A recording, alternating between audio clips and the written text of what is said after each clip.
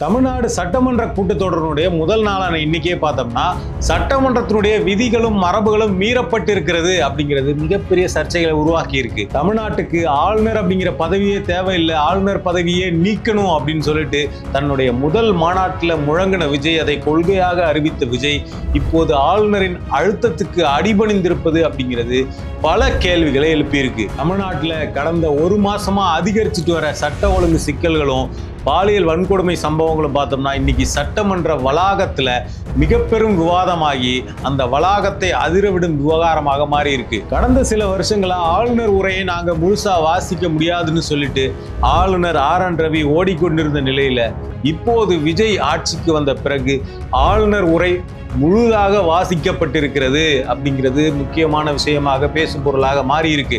அப்படி அந்த ஆளுநர் உரையில என்ன இருந்தது, இன்னைக்கு சட்டமன்ற வளாகத்துல என்ன நடந்தது, இனி என்ன நடக்க போகிறது, விரிவாக பார்க்கலாம். வணக்கம், இது தமிழ் குரல், நான் விவேகானந்தன். விஜய் ஆட்சி அமைத்த முதல் நாளில் இருந்தே பார்த்தோம்னா இங்கு மிகப்பெரிய சர்ச்சையாக மாறுறது ஆளுநரினுடைய அத்துமீறல்கள். அதுல குறிப்பா தமிழ்நாட்டினுடைய மரபு, தமிழ்நாட்டினுடைய உரிமை அப்படிங்கிறது மீறப்பட்டுக்கிட்டு வருது அப்படிங்கிறது. அதுல முதல் முறை ஆட்சி அமைக்கும் போது அன்னைக்கு பார்த்தோம்னா தமிழ்தாய் வாழ்த்து அப்படிங்கிறது 3வதாக பாடப்பட்டது. அது மட்டும் இல்லாம தமிழ்நாட்டில் எப்போதும் இல்லாத வகையில வந்தே மாதரம் பாடல் முழுவதுமாக பாடப்பட்டது. முதல்ல எடுத்த உடனே பாடப்பட்டது, கடைசியிலும் பாடப்பட்டது. இதெல்லாம் பல சர்ச்சைகளை உருவாக்குச்சு. அடுத்துதான் அமைச்சர்கள் பதவி ஏற்கிற விழாவில் அதோட எக்ஸ்டென்ஷன் விழா நடந்தப்ப மறுபடியும் பார்த்தோம்னா அதே மாதிரி தான் வந்தே மாதரம் பாடல் முதல்லையும் தமிழ்தாய் வாழ்த்து பாடல் 3வதும் ஒலிக்கப்பட்டுச்சு. தமிழ்நாட்டினுடைய மரபுக்கு எதிரானதாக இந்த நிகழ்வுலாம் நடந்துகிட்டு இருக்கு. தமிழ்நாட்டின் மரபை அடகு வைத்து விட்டார் விஜய் அப்படிங்கிற விமர்சனங்கள்லாம் எழுந்தப்ப இல்லை நாங்கள் மரபை காப்பாற்றுவோம், இது ஆளுநர் நடத்துகிற நிகழ்ச்சிங்கிறதுனால நாங்கள் ரிக்வஸ்ட் பண்ணி கேட்டோம், அவங்க கேட்க மாட்டேன்னு சொல்லிட்டாங்க. நாங்கள் சட்டமன்றத்தில் விழாவை நாங்கள் நடத்தும் போது நாங்கள் தமிழ்தாய் வாழ்த்தை தான் முதல்ல பாடுவோம்னு சொன்னாங்க. அதை சொன்ன மாதிரி இப்போ தமிழ்தாய் வாழ்த்தை பாடி இருக்கிறாங்க. ஆனால் மறுபடியும் மரபு அப்படிங்கிறது மீறப்பட்டிருக்கு.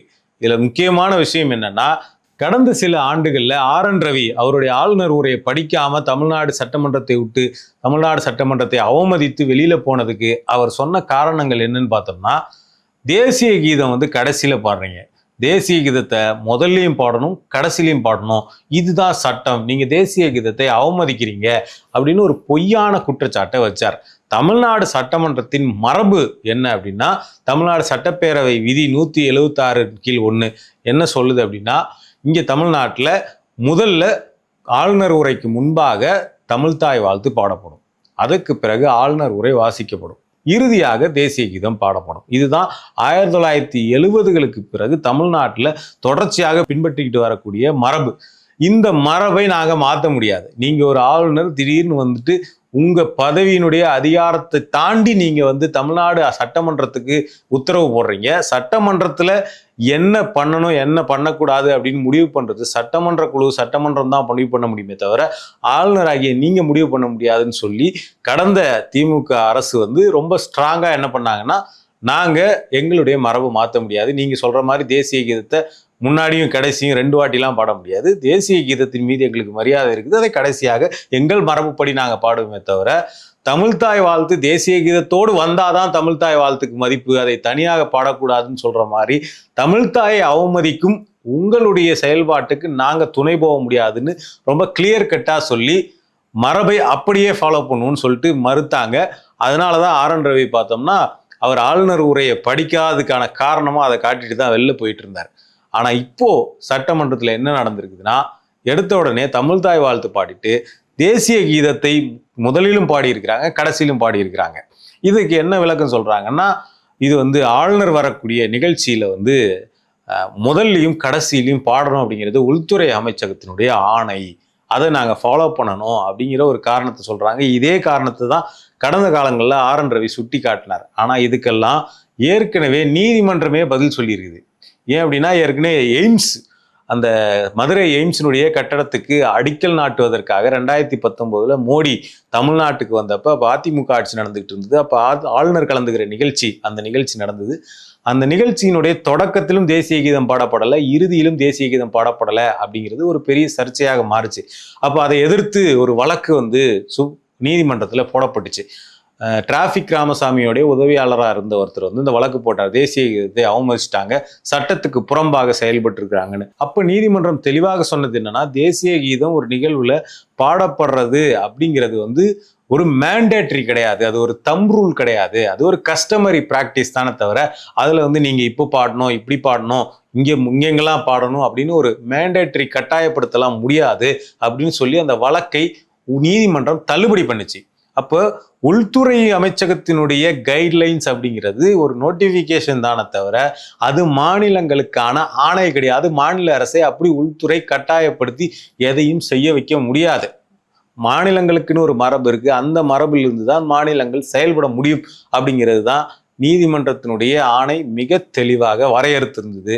அதனால பார்த்தோம்னா தமிழ்நாட்டினுடைய அந்த மரபு அப்படிங்கிறது ஃபாலோ பண்ணப்பட்டு வந்தது. ஆனா நீதிமன்றமே வேண்டான்னு சொன்னாலுமே இல்லை எங்களுக்கு ஆளுநர் சொல்லிவிட்டார், அதனால் நாங்கள் பாடியே தீர்வோம், நாங்கள் பாஜகவுடன் ஒரு மோதல் போக்கை நாங்கள் விரும்பவில்லை, பாஜகவோடு மோதுவது அப்படிங்கிறது கல்லோடு பாறாங்கல்லோடு மோதுவது, எங்கள் தலை முட்டி மோதி உடைந்து விடும் அப்படின்னு விஜய் நினைத்தாரோ அல்லது தாவேகாவினுடைய வேறு நிர்வாகிகள் நினைத்தார்களோ தெரியவில்லை.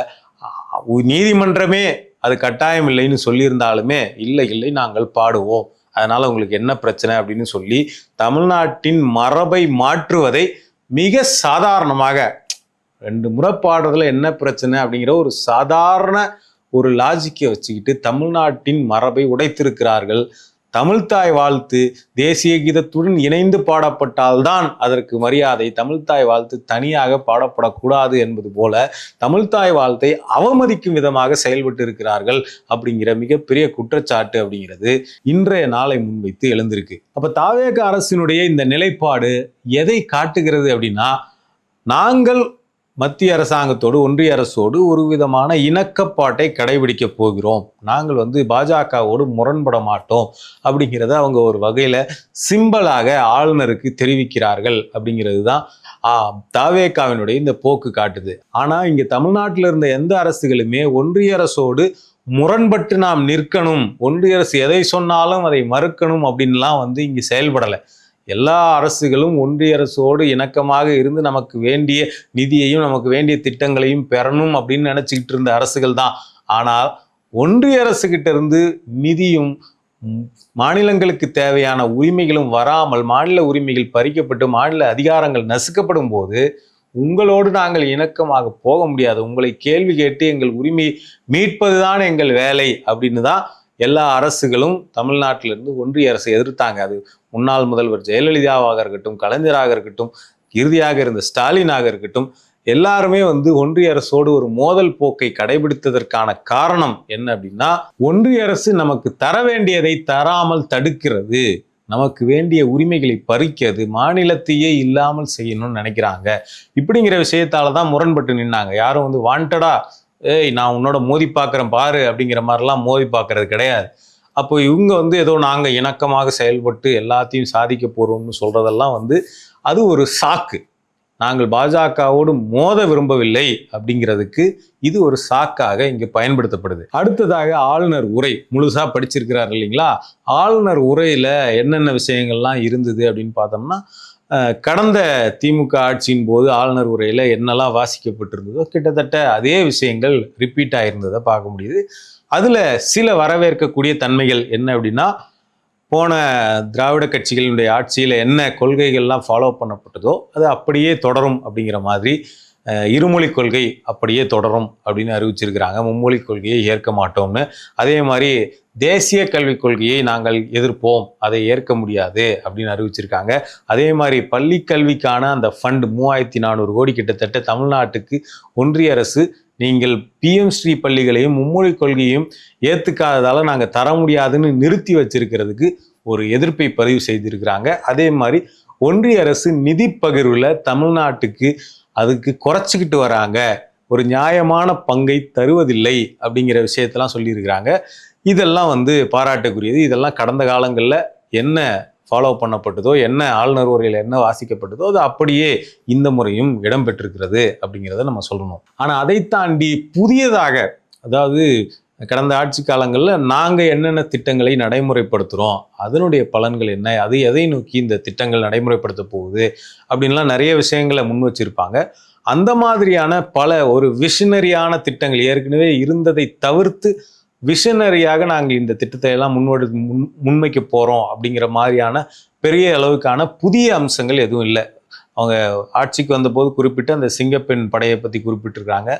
மற்றபடி வழக்கம் போல் நாங்கள் போதையை ஒழிப்பதற்கான முயற்சிகளை எடுப்போம் அப்படின்லாம் சொல்லியிருக்காங்க. அந்த 200 யூனிட் பற்றி சொல்லியிருக்கிறாங்க. இதை தவிர்த்து புதிய அம்சங்கள் அவங்களுடைய வாக்குறுதியில் கொடுத்தபடி, தேர்தல் வாக்குறுதியில் கொடுத்தபடியான அந்த புதிய அம்சங்கள் எதுவும் இல்லை. அடுத்ததாக பார்த்தோம்னா அந்த வெள்ளை அறிக்கை, அவங்க ஏற்கனவே வெளியிட்டிருந்த வெள்ளை அறிக்கையில் சொன்னது போல் ஏற்கனவே அந்த 10 லட்சம் கோடி கடன் சுமையை தமிழ்நாட்டு மீது வைத்து விட்டு போயிருக்கிறார்கள் அப்படின்னு அதே அந்த பிசாசு கதை. 10 லட்சம் கோடி அப்படிங்கிறது தமிழ்நாட்டுக்கு பெரிய கடன் கிடையாது. தமிழ்நாடு மாதிரியான பெரிய பொருளாதாரம் கொண்ட மாநிலத்துக்கு கிட்டத்தட்ட 35 லட்சம் கோடி ஜிடிபி உள்ள மாநிலத்துக்கு 10 லட்சம் கோடி அப்படி கடன் அப்படிங்கிறது அது ஒரு தலை மூழ்கிற அளவுக்கான கடன்லாம் கிடையாது. அது well within the safe limit அப்படிங்கிற உண்மை இருக்கும்போது அதுக்கு மாறாக அந்த வெள்ளை அறிக்கை அப்படிங்கிறத ஒரு அரசியல் ப்ராப்பகண்டாவுக்கான ஒரு டூலாகத்தான் அந்த வெள்ளை அறிக்கைங்கிறது பல உண்மைகளை மறைத்து ஒரு சில தகவல்களை அவங்க வேண்டிய பர்செப்ஷன், அவங்க சொல்ல வர பர்செப்ஷனை ஸ்ட்ரெங்தன் பண்ணுறதுக்காக அந்த வெள்ளை அறிக்கை அப்படிங்கிறத வெளியிட்டு இருந்தாங்க. அதில் சொல்லப்பட்ட அந்த பொய்யான பர்செப்ஷன்களே மறுபடியும் இந்த ஆளுநர் உரையிலும் இடம்பெற்றிருக்கிறாங்க. இது அடிப்படையில் தமிழ்நாட்டினுடைய பொருளாதாரத்தை, தமிழ்நாட்டையே அவமதிக்கிற ஒரு விஷயமா தான் இதை பார்க்க முடியும். ஏன்னா இந்தியாவில் ஒரு ஸ்ட்ராங்கான, இந்தியாவிலே 2வது பெரிய பொருளாதாரமான மாநிலத்தை மற்ற மாநிலங்கள்லாம் வியந்து பார்த்துக்கிட்டு இருக்கும்போது இங்கே இருந்துக்கிட்டு இல்லை இது கடனில் மூழ்கி கிடக்குது அப்படின்னு ஒரு இல்லாத ஒரு தகவலை, அதாவது 10 லட்சம் கோடி கடன் அப்படிங்கிறது அது ஒரு நார்மலான கடன் அப்படிங்கிறத மறைச்சி அதை ரூபாய் மதிப்பில் மிகைப்படுத்தி சொல்லி அதை ஒரு பெரிய கடனாக காட்டி தமிழ்நாடு நிதி நிலைமை சீரழிந்து தமிழ்நாடு மோசமான நிலைமையில் இருக்கிறது அப்படின்னு சொல்றதெல்லாம் அடிப்படையில் மற்ற மாநிலங்கள் மத்தியில் தமிழ்நாட்டின் பொருளாதாரத்தை அவமதிக்கிற ஒரு செயல். அதையே தான் திருப்பி ஆளுநர் உரையில் குறிப்பிட்டிருக்கிறாங்க. ஸோ இந்த விஷயத்துக்காகவே கூட இதை நம்ம படிக்காமல் விட்டுறக்கூடாது, இதை நம்ம கண்டிப்பாக படிச்சாகணும்னு ஆளுநர் அந்த முழு உரையையும் படித்தாரா என்னன்னு தெரியல. ஸோ இப்படி நிறைய விமர்சனத்துக்குரிய விஷயங்களும் அந்த ஆளுநர் உரையில இருக்குது. அதே மாதிரி ஒன்றிய அரசின் நிதியை பற்றி சொல்லும்போது என்ன சொல்றாங்க அப்படின்னா, ஒன்றிய அரசுக்கு தமிழ்நாட்டு மக்கள் செலுத்தும் வரியிலிருந்து தமிழ்நாட்டுக்கு சேர வேண்டிய உரிய நிதி பகிர்வினை கோருவதற்கு தமிழ்நாடு சட்டமன்றத்தில் தீர்மானம் இயற்றப்படும் அப்படின்னு சொல்லியிருக்காங்க. அந்த உரிய நிதி பகிர்வு அப்படிங்கிறதுனுடைய டெஃபினேஷன் என்ன, உரியங்கிறது என்ன அப்படிங்கிறத குறிப்பிடலை. அதில் அவங்களுக்கே தெளிவில்லையா என்னன்னு தெரியல. ஒரு வெள்ளை அறிக்கை வந்த பிறகும் இதில் ஒரு தெளிவு இல்லாததுக்கான காரணம் என்னன்னு தெரியல. கடந்த திமுக ஆட்சி காலத்தில் அவங்க என்ன சொல்லியிருந்தாங்க அப்படின்னா, 50% மாநிலங்களுக்கு, அதாவது ஒன்றிய அரசுக்கு மாநிலங்கள் செலுத்துகிற வரியில 50% நிதியை மாநிலங்களுக்கு பிரித்து கொடுக்கணும். நீங்கள் 41%ன்னு சொல்கிறீங்க, அதுலேயும் 33% தான் கொடுக்குறீங்க. இது மாநிலங்களை வஞ்சிக்கிற செயல். எங்களுக்கு பாதி ஷேர், அதாவது நியாயமான பங்கு, உரிய பங்கு அப்படின்னு பொதுவாக சொல்வதை காட்டிலும் சரிபாதி 50% பங்கு மாநிலங்களுக்கு வேண்டும் அப்படிங்கிற ஒரு டைரக்ட் டிமாண்ட் அப்படிங்கிறது கடந்த ஆட்சியில் கொண்டு வரப்பட்ட ஆளுநர் உரையில் இருந்தது. ஆனால் இந்த முறை அது உரிய, நியாயமான அப்படிங்கிற வார்த்தைகளுக்குள்ளே கொண்டு வந்திருக்காங்க. அப்போ எக்ஸாக்டாக அதில் என்ன சொல்ல வராங்க அப்படிங்கிற கேள்வி இருக்குது. அதே மாதிரி பார்த்தோம்னா தீர்மானம் நிறைவேற்றுவோம்னு சொல்லிட்டு தீர்மானம் நிறைவேற்றுவதோடு நில்லாமல் உச்சநீதிமன்றம் வரை சென்று நிதி பகிர்வினை சட்ட ரீதியாக பெறுவதற்கு சட்ட வல்லுநர்கள் அடங்கிய சிறப்பு குழு அமைக்கப்படும். அதாவது சட்ட ரீதியாக நிதி பகிர்வினை பெறுவதற்குன்னு சொல்கிறாங்க. நிதி பகிர்வு அப்படிங்கிறது ஒன்றிய அரசுலேருந்து தமிழ்நாட்டுக்கு வரவே இல்லையான்னு கேட்டால் வந்துக்கிட்டு தான் இருக்குது. அப்போ என்ன வராமல் இருக்குது அப்படின்னா, அது சட்டப்பூர்வமாகத்தான் தமிழ்நாட்டுக்கு வந்துக்கிட்டு இருக்கு. அதில் சட்டப்பூர்வமான சிக்கல் எதுவும் இல்லை. ஆனால் எத்திக்கலான தமிழ்நாட்டின் உரிமை சார்ந்த சிக்கல் தான் அதில் இருக்குது. ஒரு மாநிலம் உங்களுக்கு வரி செலுத்துது, அந்த வரியில் 41% மட்டும்தான் மாநிலங்களுக்கு பிரித்து கொடுப்போம்னு சொல்கிறது. அதுவும் ஃபினான்ஸ் கமிஷன் வைக்கக்கூடிய அந்த கிரைட்டீரியாவில் பாப்புலேஷன் கிரைட்டீரியாவை முதன்மைப்படுத்துறது, தமிழ்நாட்டுக்கு நிதி குறைகிற வகையிலான கிரைட்டீரியாக்களை முதன்மைப்படுத்தி சட்ட ரீதியாகவே தமிழ்நாட்டுக்கு வரக்கூடிய நிதி அப்படிங்கிறது தடுக்கப்படுது. அப்போ இங்கே கோரிக்கை அப்படிங்கிறது ஃபினான்ஸ் கமிஷன் கிரைட்டீரியாவை நோக்கி அந்த கிரைட்டீரியாவே தவறானதுங்கிறத கேள்விக்குள்ளாகிற வகையில் இருக்கணும். அதே மாதிரி மாநிலங்களுக்கு மொத்தமாக வழங்கக்கூடிய நிதியை அதிகப்படுத்துறது அப்படிங்கிற இடத்துல இருக்கணும். அதை விட்டுட்டு சட்டப்பூர்வமாக சட்ட ரீதியாக பெறுவது அப்படிங்கிறது, அதுக்காக நீதிமன்றம் போங்கிறதெல்லாம் அதில் என்ன கோரிக்கை வைக்க போகிறாங்க அப்படிங்கிறதுல மறுபடியும் தெளிவில்லாமலே இருக்குது. அதே மாதிரி அடுத்து தமிழ்நாட்டுக்கு வர வேண்டிய ஒவ்வொரு ரூபாய் வருவாயும் முறையாக ஆவணப்படுத்தப்பட்டு தமிழ்நாட்டினுடைய நிதி பகிர்வில் ஒன்றிய அரசின் பாரபட்சமான அணுகுமுறை அறிக்கையாக வெளியிடப்படும் அப்படின்னு சொல்கிறாங்க. ஒன்றிய அரசின் பாரபட்சமான ஒரு அணுகுமுறையை அறிக்கையாக வெளியிடுவோம் அப்படிங்கிறது இது ஒரு பாசிட்டிவான விஷயம். ஏன்னா ஒரு ஒரு நிதி பகிர்வில் எப்படியெல்லாம் நமக்கு பாரபட்சம் காட்டப்படுது அப்படிங்கிறத ஒரு சரியான வகையில் அந்த அறிக்கை வெளியிடப்படுமானா அது உண்மையிலேயே தமிழ்நாடு எவ்வளோ வரியை கொடுக்குது, அது வரியை திரும்ப பெறுவதில் என்ன வகையான சிக்கல்களை ஃபேஸ் பண்ணுது, எவ்வளோ கம்மியான நிதி இது வருது அப்படிங்கிறத ஒரு விஷயத்தை மக்கள் புரிஞ்சிக்கிறதுக்கான அண்டர்ஸ்டாண்ட் பண்ணிக்கிறதுக்கான ஒரு தெளிவை கொடுக்கும். அதனால் இது ஒரு பாசிட்டிவான விஷயம். ஆனால் நியாயமான நிதி பகிர்வை ஒன்றிய அரசிடம் பெறுவது உறுதி செய்யப்படும் அப்படின்னா நியாயமான அப்படிங்கிறத அந்த நியாயமானங்கிற வார்த்தைக்குள்ள எதை வேணால் பொருத்திக்க முடியும். ஒன்றிய அரசு நாங்கள் தர்றதே நியாயமானது தான் அப்படின்னு தான் அவங்க சொல்லிட்டு இருக்காங்க. அப்போ தாவேகா நியாயமான நிதி பகிர்வுன்னு அவங்க என்ன கிரைட்டீரியா சொல்கிறாங்க அப்படிங்கிறத தெளிவுபடுத்தலை. இது ஒரு ரொம்ப முக்கியமான கன்சர்ன். அடுத்ததா இந்த ஜாதிவாரி கணக்கெடுப்பு பற்றி பேசியிருக்கிறாங்க. அதில் என்ன சொல்கிறாங்க அப்படின்னா, ஒவ்வொரு சமூகத்திற்கும் உரிய அளவிலான பிரதிநிதித்துவம் கிடைப்பதே உண்மையான சமூக நீதி என்பது இந்த அரசின் அடிப்படை கொள்கை. இந்த கொள்கை மற்றும் வாக்குறுதியை நிறைவேற்ற சாதிவாரி கணக்கெடுப்பினை மக்கள் தொகை கணக்கெடுப்புடன் இணைந்து விரைந்து முடிக்க நாம் ஒன்றிய அரசை வலியுறுத்துவோம். ஒன்றிய அரசின் ஜாதிவாரி கணக்கெடுப்பு முடிந்த பின்னர் தமிழ்நாடு அரசு சமூக நீதி கணக்காய்வினை நடத்தும். அதாவது என்ன சொல்றாங்கன்னா, நாங்கள் ஜாதிவாரி கணக்கெடுப்புக்கு ஆதரவானவங்க, ஆனால் ஜாதிவாரி கணக்கெடுப்பை முதல்ல நாங்கள் நடத்த மாட்டோம், அதை ஒன்றிய அரசு நடத்தும்.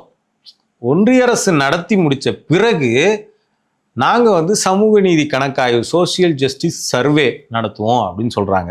இப்போ நம்ம அப்படியே கடந்த ஆட்சியில் திமுக ஆட்சியில் இந்த ஜாதிவாரி கணக்கெடுப்பு பற்றி என்ன சொல்லியிருந்தாங்க அப்படின்னு பார்த்தோம்னா, விளிம்பு நிலை சமூகங்களை மேம்படுத்துவதற்கான இலக்குகள், கொள்கைகள் மற்றும் திட்டங்களை தீண்டுவதற்கு தேவையான அடிப்படை ஆதாரங்களை திரட்டிட தேசிய அளவிலான சாதிவாரி மக்கள் தொகை கணக்கெடுப்பு இன்றியமையாதது. எனவே தேசிய மக்கள் தொகை கணக்கெடுப்பினை ஒன்றிய அரசு உடனே தொடங்க வேண்டும் என்றும் அத்துடன் இம்முறை சாதிவாரியான கணக்கெடுப்பையும் இணைத்தே நடத்த வேண்டும் என தமிழ்நாடு சட்டமன்றத்தில் ஒருமனதாக தீர்மானம் நிறைவேற்றியுள்ளது. இந்த கோரிக்கையை காலந்தாழ்த்தாமல் நிறைவேற்றணும் அப்படின்னு சொல்றாங்க. அப்போ கடந்த ஆட்சியினுடைய நிலைப்பாடு என்னவா இருந்ததுன்னா, ஜாதிவாரி கணக்கெடுப்பு சென்சஸ் அப்படிங்கிற தகவல் ஒரு ஜாதி குறித்தான எக்ஸாக்டான தகவல் அப்படிங்கிறது ஒரு சட்டப்பூர்வமான தகவலை ஒரு மாநில அரசு எடுக்க முடியாது, கொடுக்க முடியாது. அது சட்டப்பூர்வமாக ஏற்றுக்கப்படாது நீதிமன்றங்களில். அப்போ ஒன்றிய அரசுக்கு தான் சென்சஸ் நடத்தக்கூடிய அதிகாரம் இருக்குது. சட்டப்படியே சென்சஸ் அப்படிங்கிறது யூனியன் லிஸ்ட்ல வரக்கூடியது. அப்போ ஜாதிவாரி கணக்கெடுப்பு அப்படிங்கிறத யார் நடத்த முடியும்னா ஒன்றிய அரசு தான் நடத்த முடியும். அதனால ஒன்றிய அரசு நடத்தணும் அப்படின்னு கடந்த ஆட்சியில் தீர்மானம் போட்டப்ப அதுக்கு கடுமையான எதிர்ப்பை பாமக உள்ளிட்ட பல கட்சிகள் சொல்லியிருந்தாங்க. இப்போ இந்த முறை அவங்க தாவேகாவினுடைய இந்த அறிக்கையை வரவேற்றிருக்கிறாங்க. அதில் என்ன சொல்லியிருக்கு, இந்த முறை இவங்களும் என்ன சொல்லியிருக்கிறாங்க, ஒன்றிய அரசு மக்கள் தொகை ஜாதிவாரி மக்கள் தொகையை நடத்தும், கணக்கெடுப்பு நடத்தும். அது நடத்தி முடிச்சதுக்கு அப்புறம் தான் நாங்கள் சர்வே பண்ணுவோம் அப்படின்னு சொல்கிறாங்க. அப்போ இவங்களும் அதே தான் சொல்கிறாங்க. இப்போ கடந்த இந்த ஆட்சி 2026 முடிய போகுதுன்னு தெரியும். ஆனால் ஒன்றிய அரசு 2027 தான் ஜாதிவாரி மக்கள் தொகை கணக்கெடுப்பை முடிக்க போகிறாங்க.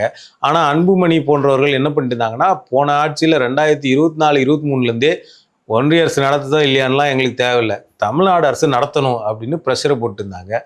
இப்போது தாவேக அரசு உடனடியாக நடத்தணும்னு அதே அன்புமணி அவர்கள் சொல்லாமல் ஒன்றிய அரசு நடத்தணும்னு சொன்னதை ஏற்றுக்கிட்டு ஒன்றிய அரசு நடத்தினதுக்கு அப்புறம் கூட நீங்கள் நடத்துங்க அப்படின்னு வாழ்த்து சொல்கிறாங்க. இது ஒரு முரண்பட்ட அணுகுமுறையாக இருக்குது. ஆக்சுவலாக சோசியல் ஜஸ்டிஸ் சர்வே அப்படிங்கிறது ஜாதிவாரி கணக்கெடுப்பு வந்த பிறகு அந்த தகவல்களை அதை வைத்து அதிகாரத்தில் பதவிகளில் எவ்வளோ பேர் எந்த நிலையில் இருக்கிறாங்க அப்படின்னு கணக்கெடுக்கக்கூடிய ஒரு சர்வே மெத்தட். அப்போ ஜாதிவாரி கணக்கெடுப்பு இல்லாமல் அதை நடத்த முடியாது. அப்போது இன்னைக்கு விஜயினுடைய இந்த ஆளுநர் உரையை வரவேற்கக்கூடிய அன்புமணி அதே விஷயத்தை கடந்த காலங்களில் திமுக சொன்னபோது அதை எதிர்த்திருக்கிறார். அப்போ இந்த இரண்டு அணுகுமுறைங்கிறது வேறுபட்ட அணுகுமுறையாக இருக்குது அன்புமணி அவர்கள்ட்ட வரக்கூடிய அணுகுமுறை. அதனால் இந்த ஜாதிவாரி கணக்கெடுப்பு சம்பந்தமாக தாவேகா குறிப்பிட்டிருப்பது அப்படிங்கிறது ஒரு புதிய அல்லது ஒரு மாற்றமான ஒரு விஷயம்லாம் கிடையாது. ஏற்கனவே கடந்த காலங்களில் இருந்த அரசுகள் என்ன அணுகுமுறையை சொன்னாங்களோ அதே விஷயத்தை தான் இப்போ இவங்களும் சொல்லியிருக்கிறாங்க. அதில் வார்த்தைகளை கொஞ்சம் மேஜிக்காக பயன்படுத்தி இருக்கிறாங்க. நாங்களும் நடத்துவோம், ஆனால் ஃபஸ்ட்டு ஒன்றிய அரசு நடத்தும் அப்படிங்கிற மாதிரி வார்த்தை பிரயோகங்களை மாற்றி பயன்படுத்தி இருக்கிறாங்க அப்படிங்கிறது தான் பார்க்க வேண்டியிருக்கு. ஸோ ஒட்டுமொத்தமாக இந்த ஆளுநர் உரை அப்படிங்கிறது ஏற்கனவே இருந்த பல உரைகளினுடைய தொகுப்பாக இருந்திருக்கு. அதில் கூடுதலாக இந்த வெள்ளை அறிக்கையை வைத்து குறைபாடும் புராணம் அப்படிங்கிறது, தமிழ்நாடு அரசை குறைபாடும் புராணம் அப்படிங்கிறது சேர்க்கப்பட்டிருக்கு. அப்படிங்கிறத தாண்டி புதியதாக மாற்றத்துக்குரிய வகையில், மாற்றத்தை எதிர்பார்க்கிற வகையில் பெரிய விஷயங்கள் எதுவும் சேர்க்கப்படாமல் தான் வந்திருக்கிறது.